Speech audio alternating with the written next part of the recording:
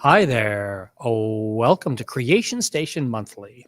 This is our monthly show where we take a good chunk of time, 45 minutes to an hour this time, and we talk to two really cool people about a topic that they are passionate about. One of our guests is having some problems right now, so when they make it in, we will bring them in. But I have Rose. How are you doing today? Hi, I'm doing good. I could be a little better, but it's nice to be A here. little better. Okay, folks. So let's be clear about this. The reason you're only seeing my face on the screen is because Rose is doing this from an undisclosed location, where she is only able to do this by phone for us, and she still is logging in to do this, which is an amazing thing. So thank you so much, Miss Rose. No, not. I'm actually glad because this sounds like so much fun, and I Eh, need that right now. yeah. It's a great thing. So first off, the thing we always ask people when we get started is one, give us your little nutshell biography about who you are and what you do. People can see on the screen right now some of your STEM stuff and your NASA things. So fill us in on what's been going on. Oof. Okay. So the quick version of that, again, yeah, I always have trouble with that. Well, I'm an astronomer. That's what most people know me for. I was pretty involved in science communication, space related, because I love that, and I was at NASA for a while. A lot of people got to see what happened with that recently. Uh huh. um, but I'm also an activist, and I do engineering when things allow. But for the most part, I'm just me, a nerd who really, really loves space and doesn't talk about it enough now because we have too much going on. Oh yeah, it's amazing. It's I got my space shuttle tie on for people who cannot see it on the screen. Oh, I love space shuttle. Yeah, it's always I always got to have something to match up with things. So when you and I first talked about being on the show, you were at NASA. Let's be clear about Yes, that. I was. So there's been if most people I think around the world understand that, but for those who are outside of the United States, we over the last 100 days or so, we've gone through a big upheaval in our science community here in the United States, especially with government funding and how things go. Miss Rose here was a leading person. I mean, you had your own like space on the NASA website. Yeah, well, and they did that when I was an intern. Actually, Yeah. my first feature, yeah, because I had a few internships and then I became an employee. So yeah, good times. So tell us about when did you get started with this? Not necessarily with NASA, but just in general, thinking about science and knowing that, hey, science is cool. I want to talk about science. Was it a little kid in school? Oh, that was way back. I mean, I don't know how deep you want me to go. Go People back.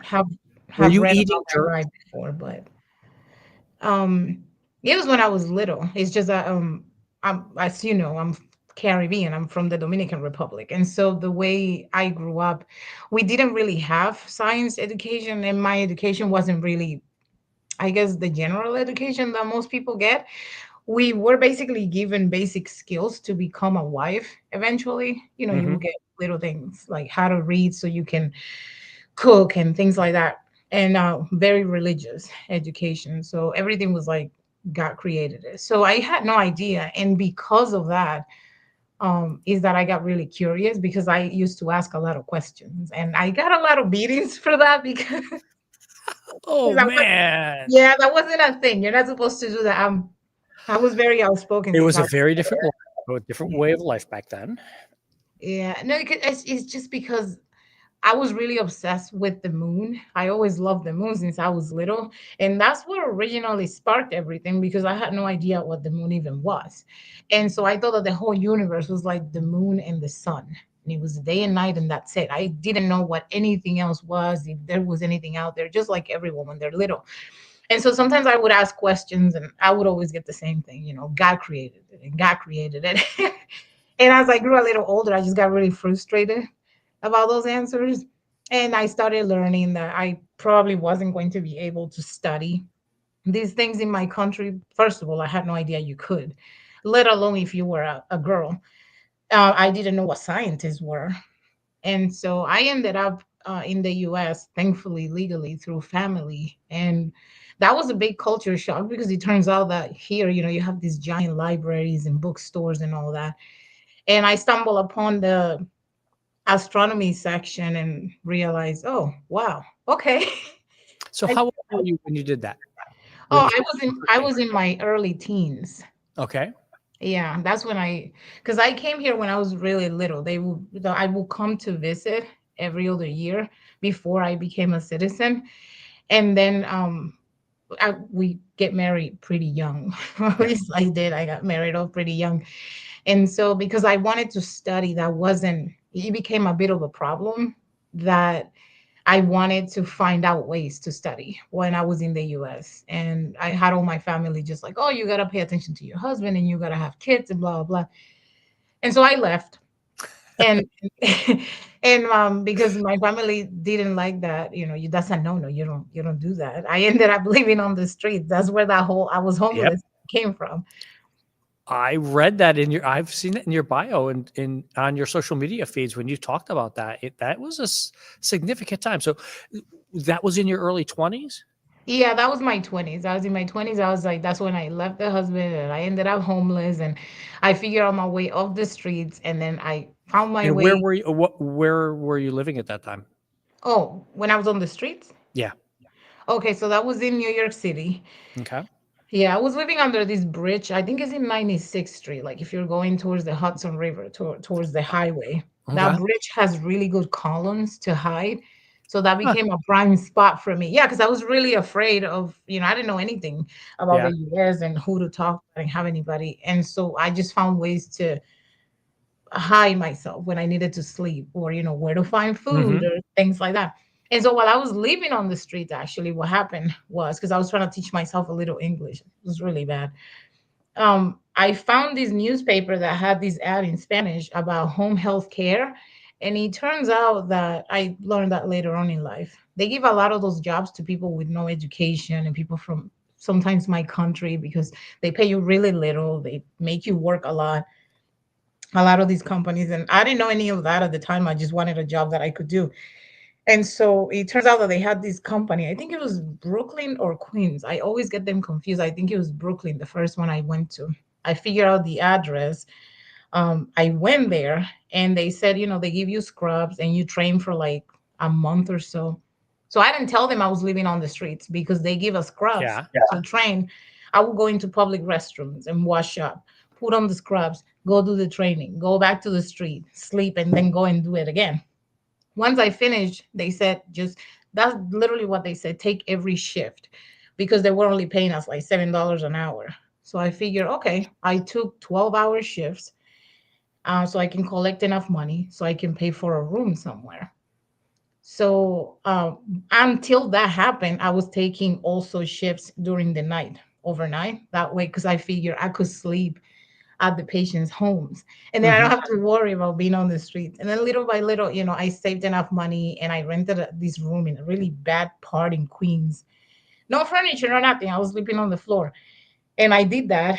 And then from then, I figured if I do medical assisting, maybe I can get a little more money. I was learning Yeah. more English, I was doing more work. And so I did that. I got into a trade school because I had no idea what the difference was between 2-year colleges, 4-year trade school, nothing. So I got into a trade school. I became a medical assistant. I went to work on that, saved more money, and then put myself through school. Went to Hunter College in New York. And then I just kept moving up from there, like until I got to like the science I do Yeah. now. And yeah. That's it. I think that's what most people miss is we have a tremendous amount of professional people in this country that start off on a totally different path, and without the support network. Like you didn't have any support; you built it yourself. And Yeah. those sorts of people, that's who. One of the reasons we have you on the show is to show that this is what happens and you can build and you can grow and you can do this kind of stuff. Now, how did you get to NASA from that?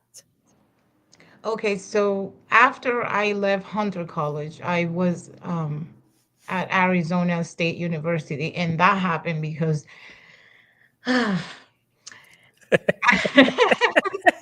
Yeah. I do know some of these answers from the feeds and talking over the years, but I want everybody else to hear this.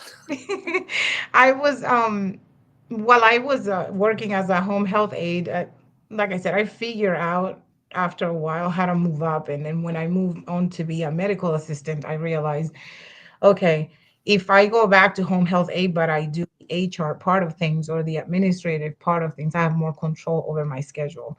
They're paying me almost the same as I get what I would get as a medical assistant, and then I can actually keep going to school for what I want. Because ultimately, what I wanted to do was I wanted to be an astronaut.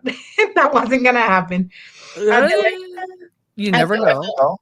I still want to at the level that I was at. So I found out that Arizona State University would actually allow me to do some of my classes remote because I was like, there's no way I can move to Arizona. You know, I was doing all of these from New York. And so I would go to work and then I would do my classes. And while I was there, I earned a fellowship. It's like this really big, prestigious fellowship in aerospace called the Brooke Owens Fellowship. And first of all, incredible opportunity. Never in a million years I thought I was going to get it. I got it and I got an internship with NASA through that. That was my first internship. And And what so year was that? that was 2021 or 22. I don't remember. I think it was one of those. But did I skip the car getting hit by the car? I did. Yeah, you did. Yeah, that's why I ended up at ASU because one day coming from work, I got hit by a car in 72nd. I think it was 72nd Street and Central Park West. It was a beautiful Friday, and I'm walking home, and this lady, the light was for us to cross. This lady went over the walking line, and instead of just waiting, I guess she decided to speed through, thinking that it would be okay. I was the first pedestrian, so she ended up hitting me.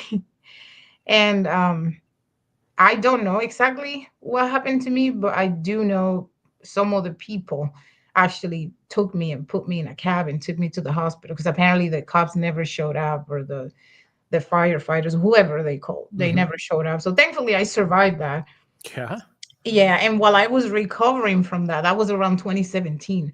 When I was recovering from that, that's when I decided to open Twitter because I had a friend of mine who said that if you didn't have social media, you didn't exist, and I didn't.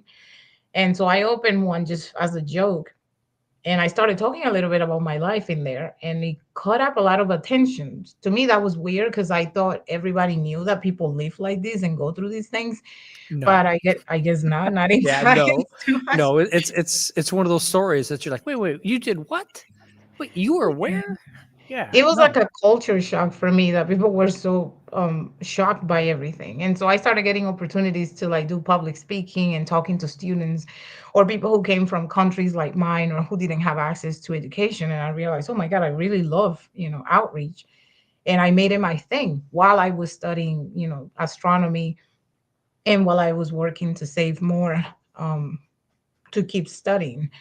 And so again, like I said, that's around the time, I think it was 2 years after that, 3 years after that, then I got the fellowship, and then I got the internship with NASA because at that point I already had, accolades and people Hmm. knew who I Yeah. was, things like that. Yeah. So I got the first internship, and it was an incredible experience. I was really fortunate because my first internship landed right in the middle of the release of the first images of the James Webb Space Telescope. Oh. Yeah, and up until that point, I was really obsessed with the deep fields from Hubble. So Hmm.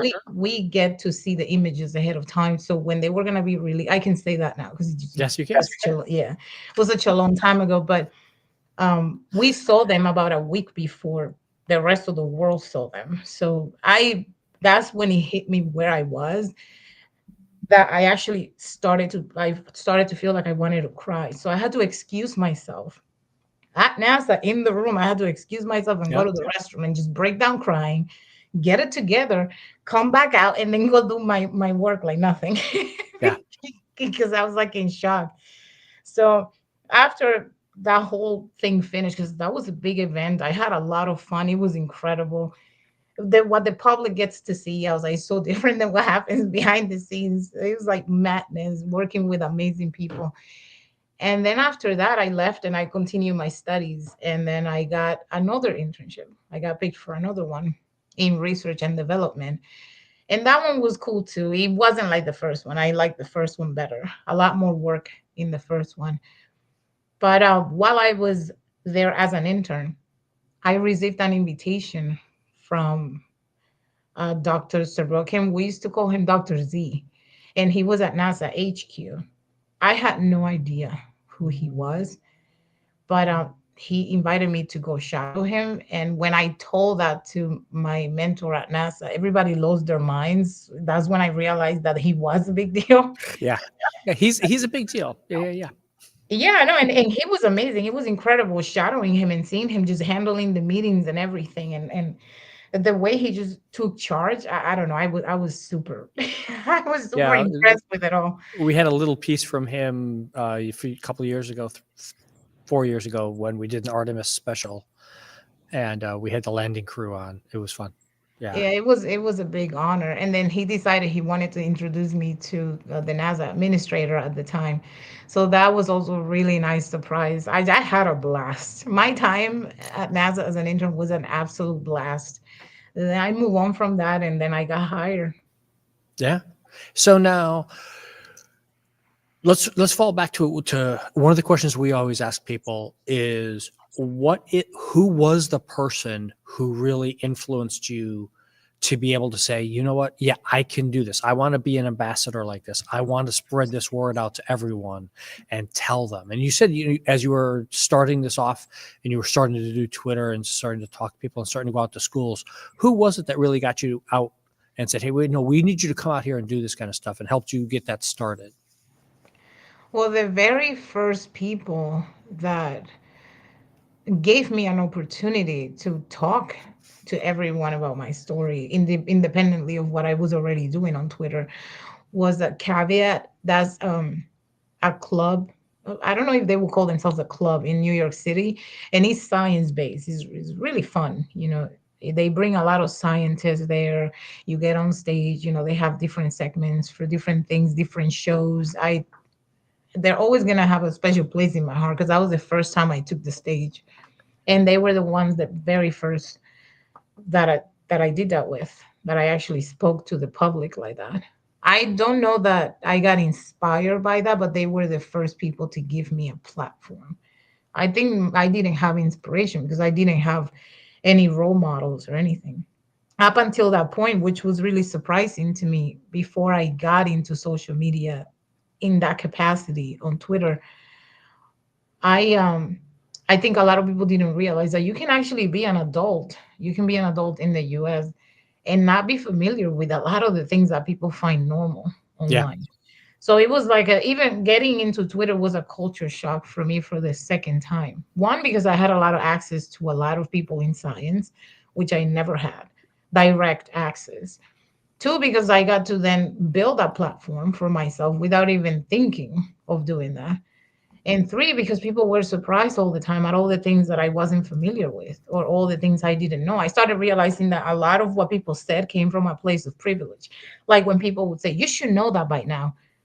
Be like, no, not everyone has the capacity or the opportunity to know things already at the age that you know them. Like for Yeah. me, I was a baby basically when I started Twitter in 2017, mentally, because I just had no Mhm. idea. Yeah. Well, 2017, you were a baby, but that's a different issue. So what would have been the thing that would have helped you most at that point, do you think? Mentors, people who I guess were okay with maybe answering a question here and there. One of the things that I encounter a lot in science, as much as I love it, is that people get so caught up in their own hype, I guess. They just treat you with so little dignity sometimes. Or they're being made fun of because you don't know something. For me, it didn't affect me emotionally because when you come to a different country and you don't know the language, and so you already go through all kinds of ridicule. So by the time I got to Twitter, I had already been through so much beating in life that it didn't even feel like anything. But yeah, mentors would have been great. That's why whenever I spoke to anyone in science on Twitter that treated me with kindness or any kind of dignity, these people, I still talk to them and I still remember them and I still tell them I'm thankful. Yeah. It's a big thing. My wife is from Puerto Rico. We have that in our household. We know exactly. I know exactly where you're coming from on some of this stuff. It is. It is definitely a thing. Um, I want to know more about the engineering side of things for you, because that always intrigues me. You almost never talk about it. I don't, because it's not my main love is always been astronomy. Engineering only stepped in because again I wanted to be an astronaut. I wanted to be a NASA astronaut. Let's be Hmm. specific because now we have commercial flights. Um, but knowing the whole process of that and how long it would take and how many classes of astronauts are waiting to go up, I Yeah. knew that there was probably no chance I would ever get to it because I came in so late. I'm not like a lot of people who came into the game very early. When you get your education from a very early age, and you do everything on track, let's say, Hmm. you have more possibility versus me. I've been catching up forever. I feel like because I had to start so late. So the whole engineering started because of aerospace. Once I got the Brooke Owens Fellowship, I was deep into aerospace at that point. And so I got more interested in, okay, the missions. How do they happen? How do we go up? The rockets. How do they do it? What do I need to know?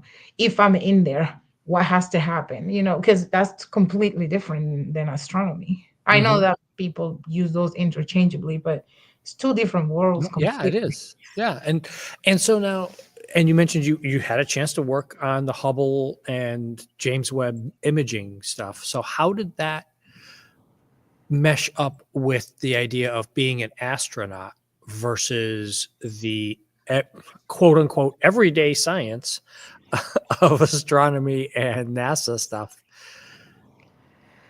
I don't think that it did because the way I look at space is, for me, now that it's been so much discussion lately about space because of the Blue Origin flights and all that, I look at space so differently.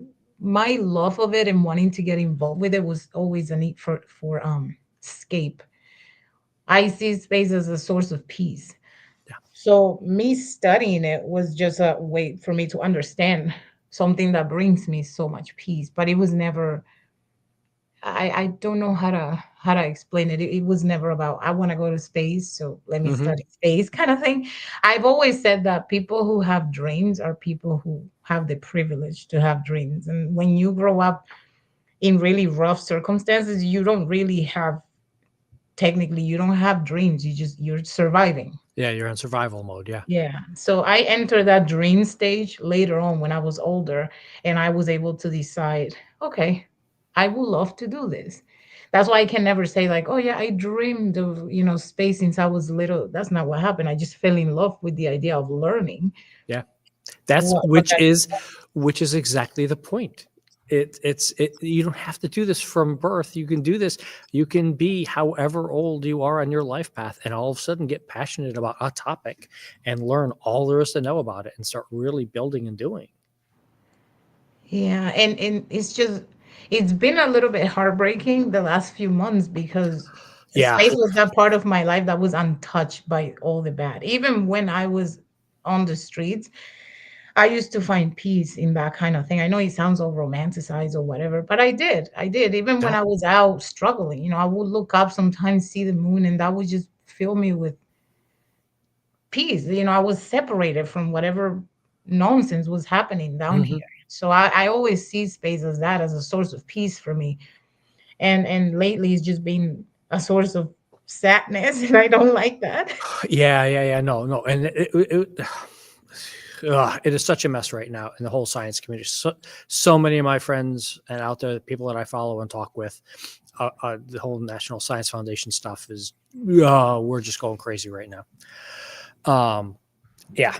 Which, by the way, total aside, but next, if you're in the South Florida area, May 10th, come see us at the North Florida Library. We're doing National Science Foundation Day for 75th Oh, 5th anniversary of the National Science Foundation. We're doing a celebration. But Rose, I want to make sure for you, what kind? First off, you didn't get a chance to see any of the advanced stuff, but you saw the recent things that came out from James Webb about that planet with the potential life form stuff. I did read about it a little bit. I didn't Yeah. go into the actual papers. That's why I tend not to comment on something Yeah. unless I have all the information, because I know as soon as we say anything in the space field, anything at all, Yeah. people are, oh, aliens, we found this. Uh-huh. Yeah. And usually it's not that. So Yeah, I know. When we covered it on the weekly show, we were like, we'll find out about this in another 150 years. Because it's a long way out, and it takes a lot more research and things. But I was just kind of curious about that. So you had a chance to see those images, and that, like as you said earlier, you saw them first. You guys played with them for a week to really examine and dig into them and make sure all the stuff is right about it. What is it like now to be able to interpret that kind of information? Like you just said, you're in space, you want to be careful about what you say and how you say it. How does that play out, do you think, in the general public's mind about that kind of stuff when something like that hits the news? I don't think so. I feel like there's just so many angles to this, because with anything space related, one thing, people like the pretty photos and people like the flashy headlines, and some news outlets also exaggerate the way things are, and obviously the general public doesn't want to sit there and read a long paper that they're not going to understand about something. Is much fun to just look at something and be like, oh wow, that's a world and we can live there. Yeah. But it's never really like that. So I think when you see it from the inside, is so different. That's why for me, when I was doing a lot of science communication, it was a little hard to keep my excitement grounded, because I know what people want is for you to romanticize space, and I'm very factual, and I like to just show people the reality of things, and people don't enjoy that much. So like the images, that's Oh, why. some of us do. Some of us will want those long pictures. That's why I put those whole digest things on the weekly show, and here's the scientific paper link for you to go follow if you want to read it. Oh, I love when people do that too. I'm like, Oh yeah, just give me the sources, please. yeah, exactly. No, here's the I always try to, like, don't take Bob's word for it. Here, go read the paper, go see exactly what they're talking about, and go see why we're saying this planet might have life, might not. We don't know, because it might just be algae, or it could be 6 other ideas. Yeah. It's just those discussions, and that's part of the reason why I'm so glad that there's like a million science communicators trying to, make this information into bite size for people, because I don't really have, and I'm so sorry everyone, but I just don't have the energy anymore to do that. I used to love, like, just sit there and tell people about things, and now, because people will argue with you. You're literally telling people, no, Yeah. that's not what that means. It just means, that we found this compound that could tell us that maybe, and people are, but no, can we live there or not? Yeah. Yeah. And We didn't pick up television signals, folks. yeah, so it has gotten, over the last few years, I think it has gotten a lot more. Yeah. Yeah, I get you on that. So, what kind of equipment did you want to have, or do you want to have now, to be able to continue doing some of this stuff outside of NASA? Is there anything that you could get now that would allow you to be more plugged in? Or what is it that you would really, if you could, limitless funds, what is it that you would do? Oh, if I had, well, if I have limitless funds, first of all, and that's after I built the safety nets, for me and my loved ones, and fund a few science programs, and some education, because I really would love to do that if I had all the money that these men have. Yeah. I will build an observatory. Okay. Definitely. Oh, nice. I've always wanted to live in one. See, I thought you were going to go with Artemis. You'd build your own Artemis and have it you'd go live up there. to go to the moon, not to live, but that's part of the thing too. Like when because I want to start a blog, and I think I'm gonna write a little bit about the differences between Uh-huh. uh being, let's say, a NASA astronaut or being a commercial astronaut or going to the moon versus some of the things that are happening right now. Because I notice that people have so much confusion in all of this, and there's so much fighting because of it. And so, but yeah, if I had all the funds, I mean, yeah, that's what I would do. I would love. I have equipment. I like astrophotography. I got into that a few years back because of some people I've met, and I would never be able to do it to the scale that NASA does it. Those are space telescopes. I'm ground based, Yeah. but yeah, I do enjoy it, and like I said, I do love space a lot. It's just that lately it's been really hard to dive into that part of my life because it's a bittersweet kind of thing. Mm-hmm. But yeah, if I had all the funds, that would be one of the first things I would do. I would build an observatory. That sounds like an awesome idea. I got a quick thing to highlight for you here. This is one of the stories we're going to cover on Thursday's show about being a 70-year-old up in space. Goals. I know, isn't it? I'm just like, Yeah. so anybody who's, we'll talk about this one in detail on the show on Thursday. But yeah, fourth time up on his 70th birthday, coming home from space, being up in That's being up incredible. in the space station that many times is I just, was reading about that. Yeah. yeah, I know. I'm just like, man, how come I don't get to do those things? My original dream was actually wanted to go up on a space shuttle. A lot of people who know me already know this. I love the space shuttles with a passion that will never die.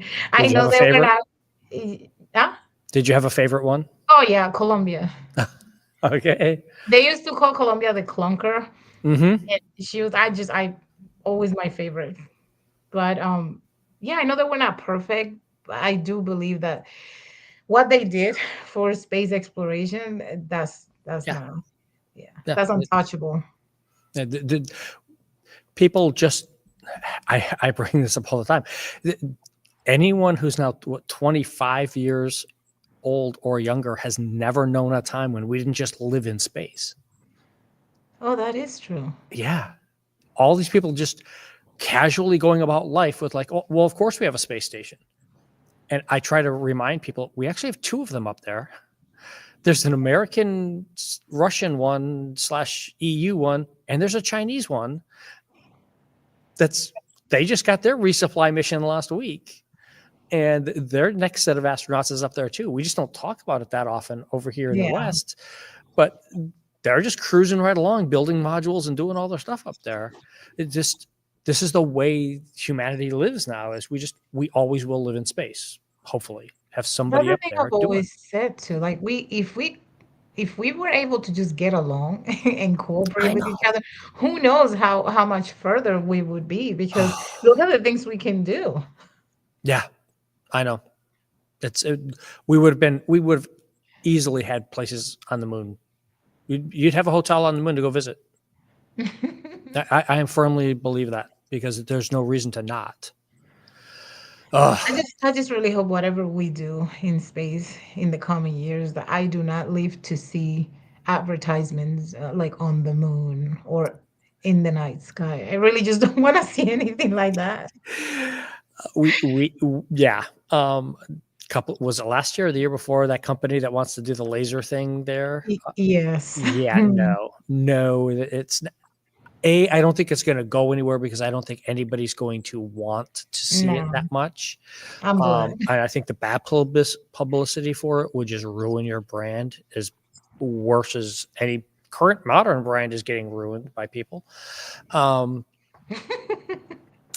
So tell me, because you've had so many things in your life, as people have just found out in the last half hour here, that you built yourself up from nowhere.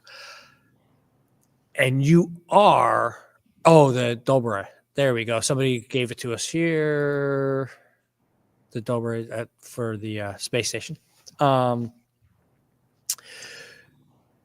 What is the piece of your life that you feel you succeeded the most in, and because we usually ask people, everybody hears the success and how you survived and what you did, and what's your biggest failure that you've had to overcome. And I don't know, I can't picture for you. So tell me, what is it? What is the biggest failure that you had to overcome? And then what is the thing that you're most proud of that you overcame? Your biggest Um, success. Biggest failure. I would say that's within me. It's my mind. I always feel like no matter what or how far I've come, I haven't done enough. Always. That feeling never leaves me. That's why when this whole thing happened at NASA, I didn't get devastated, but it was really hard because I felt like I'm It never was gonna be. horrible. It was horrible. Oh, Yeah, I it was, felt it like was a I'm never horrible gonna thing. No, be. It was, yes, and the way it was done was horrible yes. too. But I always feel like I'm never gonna be far enough. So it kind of hit me at that point. There are things in my life I'm never gonna accomplish. I think the only thing I haven't accomplished in my life is again becoming an astronaut. Everything else that I've ever said I would do in my life has been done and then some. So I guess I don't really have failures. I think it's just something mentally Yeah. in a way. Would you ever consider like going to be a formal teacher? I thought about it, but I don't know that I have the patience. And it sucks to Oh, see yeah. that. I love because I know so many teachers and I've been around teachers for so long. I love them. I respect them so much because I just do not have it. I Yeah. love No, talking to students, but I wouldn't know how to how to be a I'm a teacher. great guest lecturer. I'm a great come in and visit and talk. But yeah, no, I am not someone who's going to be there to discipline them and be there all day long, though. Yeah. Yeah, No, I don't just know. I couldn't do it. I can't. Okay, so the failure was the internal one. So the success. Tell me, what are you happiest about? Oh, well, that's easy. My son. Okay. I don't talk about him because that's a very protected part of my life. But on that, I feel I broke a really long line of abuses and lives that went nowhere and really toxic and horrible things.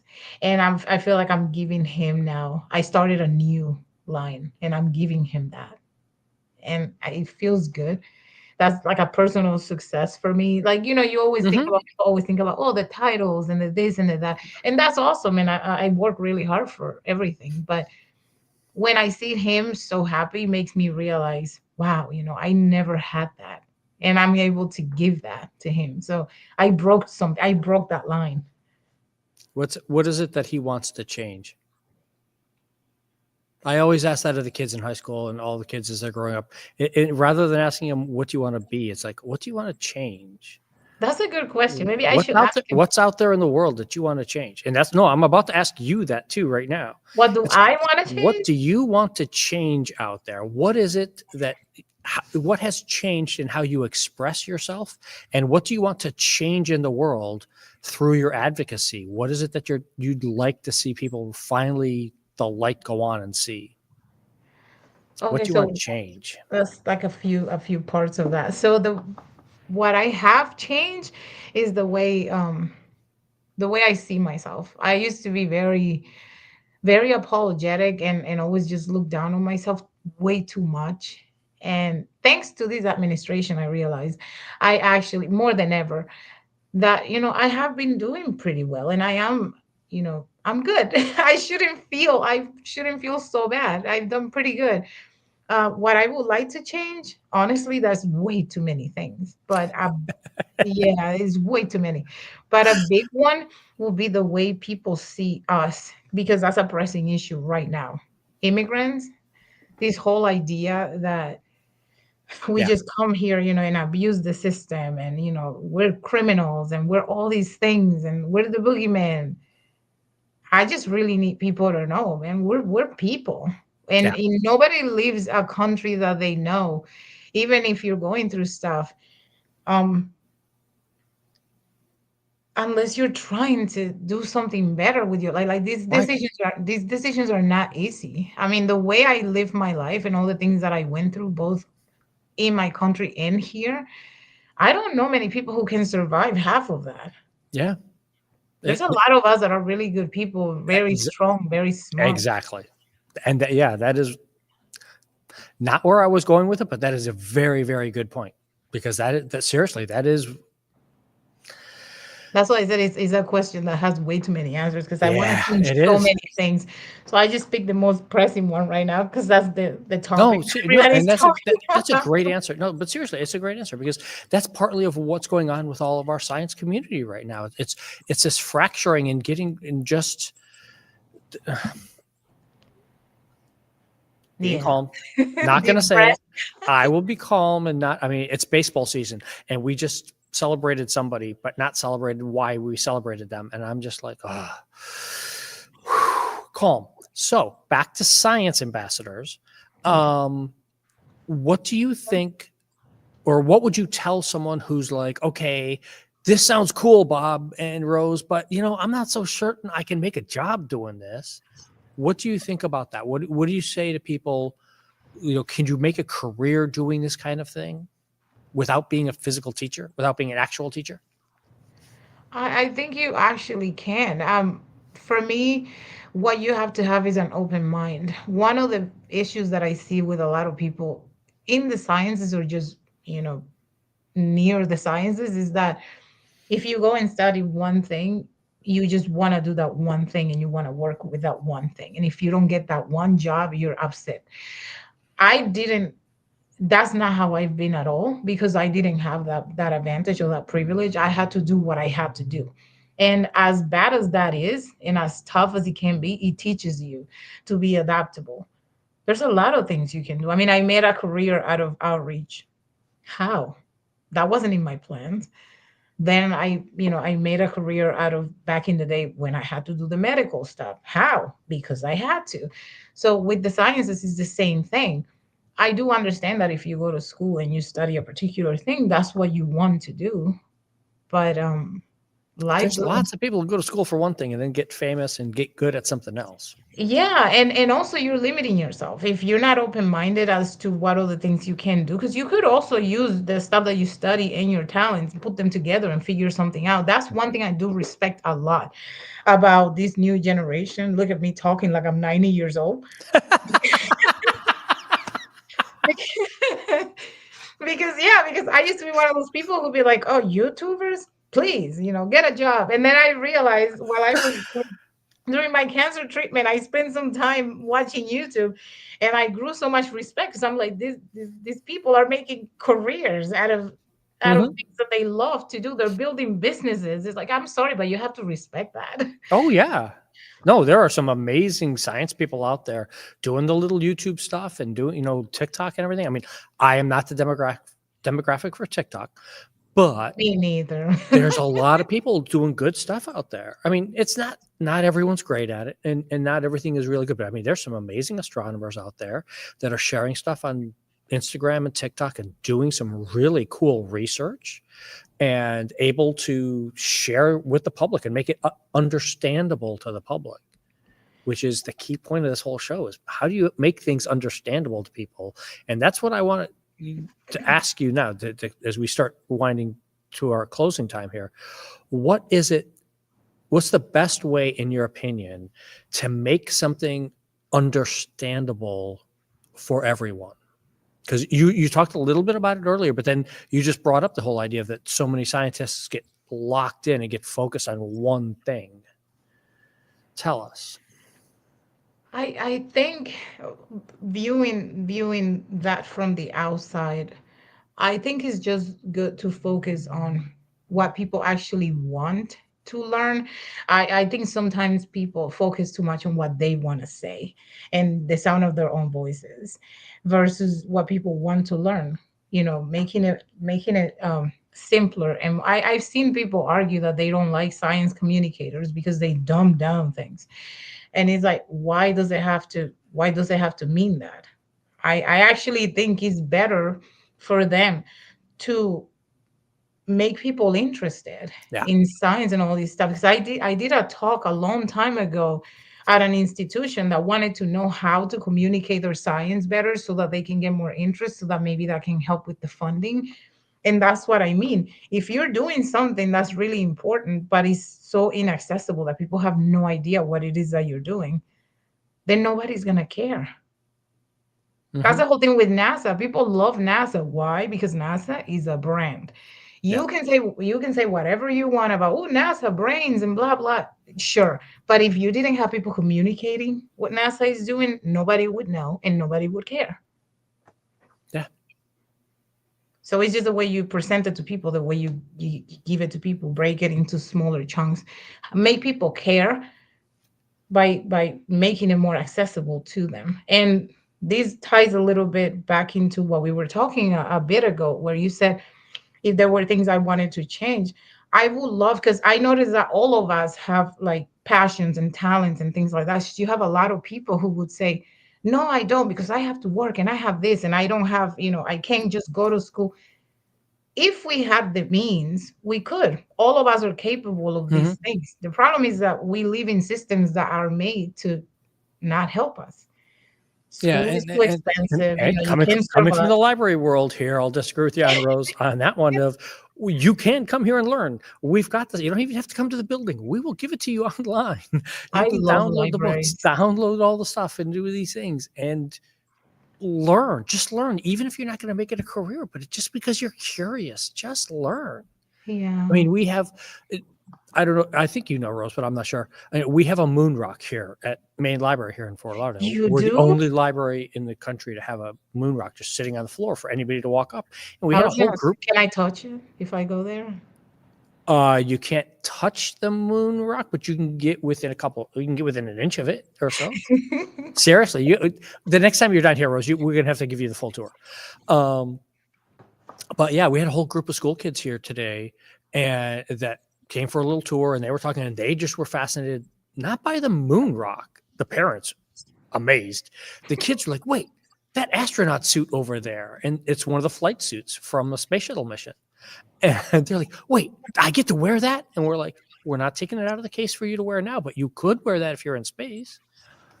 And it's just those little things that spark people and get them to think about, wait a minute, there's something else that I could do. Just like you said, just looking up at the moon and wanting that to do those things.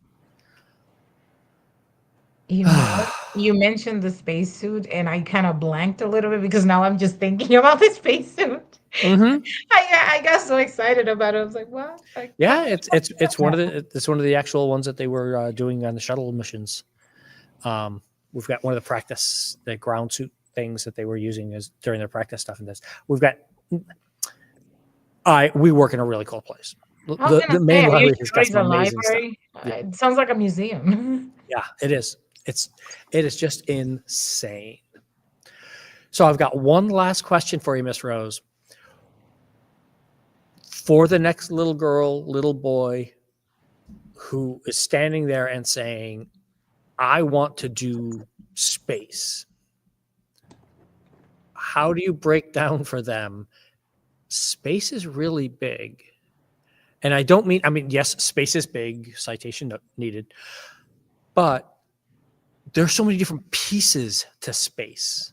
Like you said, engineering, astronomy, building the rockets, landing the rockets, all of these various things that go into, the 600 people to put one astronaut into a capsule.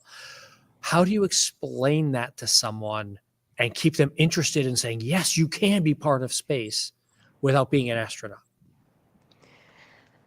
Uh, I guess the first thing that I would ask, depending on who's saying it, is if they have a specific area that they're interested in. If they're not, I would just say you can do it. Is absolutely reachable. There are hundreds, and I do mean that, hundreds of ways that you can be involved in space. I know people focus on the astronauts and just main field areas, but there are so many ways. I mean, even artists, there are so many ways. So I would tell them not to, first of all, not to ever lose hope or let anybody tell them that they won't be Yeah. able to make it. Second, not to think that if they're not really good, let's say in math or something like that, that's going to keep them from being involved, because that's not the case. We have all kinds of people involved in space. It just depends on what you want to do and the amount of involvement that you want to have. But I think any of us can do this. It's just, unfortunately, we do have a lot of mechanisms that are not built to help us. I Yeah. don't think the problem is us. Yeah, there's some kind of artificial stumbling blocks there that don't need to be there. Yeah. Yeah, it's the system that's the problem. Yeah, we're gonna try and fix that. We're gonna try and fix that one day. That's a nice little goal for us to try and work on. That's the hope. We flew through an hour, Miss Rose. Thank you so much for doing this, especially from where you are. Um, I've got your website up for people to contact you on there. Let's bring up our final slide here. If you have any further questions, always reach out to us, creationstation@broward.org, and we'll forward them along to our guests. And we'll see everybody on Thursday for the weekly show. Have a great Bye. time.